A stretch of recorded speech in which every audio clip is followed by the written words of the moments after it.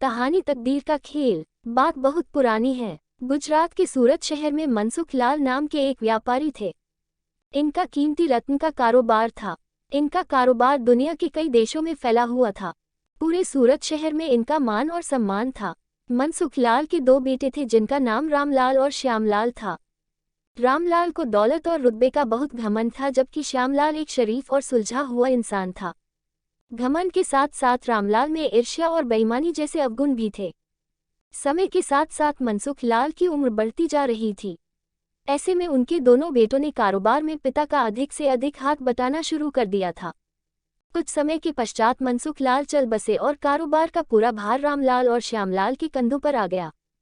बड़ा भाई होने के नाते रामलाल ने व्यापारिक फैसलों में अपनी मर्जी की चलानी शुरू कर दी। रामलाल बेईमानी और मक्कारी भरे फैसले लेने लगा।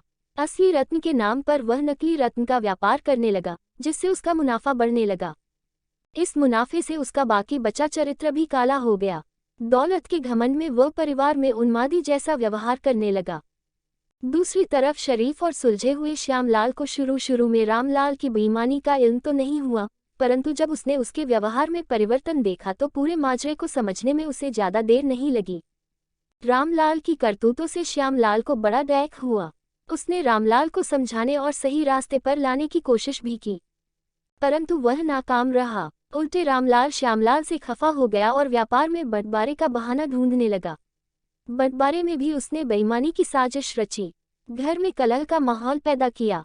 अंततः रामलाल अपनी साजिश में सफल रहा और श्यामलाल के हिस्से के व्यापार पर भी वह कब्जा कर बैठा। रामलाल के व्यवहार से दुखी होकर श्यामलाल ने शहर में दूसरी जगह अपना ठिकाना बनाया और रत्न के अपने व्यापार को नए सिरे से शुरू किया। ईमानदारी की नींव पर शुरू हुआ श्यामलाल का व्यापार जल्दी ही चल निकला।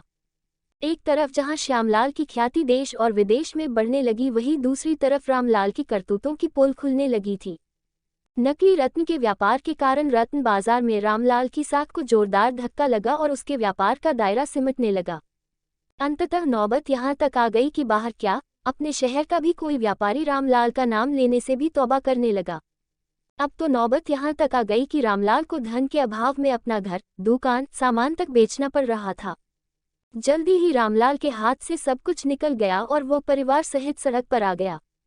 अब रामलाल को अपने किए पर पछतावा हो रहा था, परंतु उसकी तकदीर ने जो खेल खेल दिया था उससे आसानी से पीछे आना उसके लिए संभव नहीं था।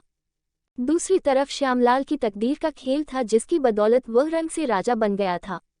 जब रामलाल की बदहाली की खबर श्यामलाल को लगी तो उसे बड़ा दैख हुआ। पुरानी बातों को भूलकर वह भागा भागा अपने बड़े भाई रामलाल के पास पहुंचा और रामलाल के लाख मना करने के बाद भी उसे परिवार सहित अपने पास ले आया। यह भी तकदीर का ही खेल था कि जिस भाई के साथ रामलाल ने बदसलूकी कर उसे सड़क पर पहुंचा दिया था, वही भाई आज उसे सड़क से उठाकर अपने घर में ले आया था।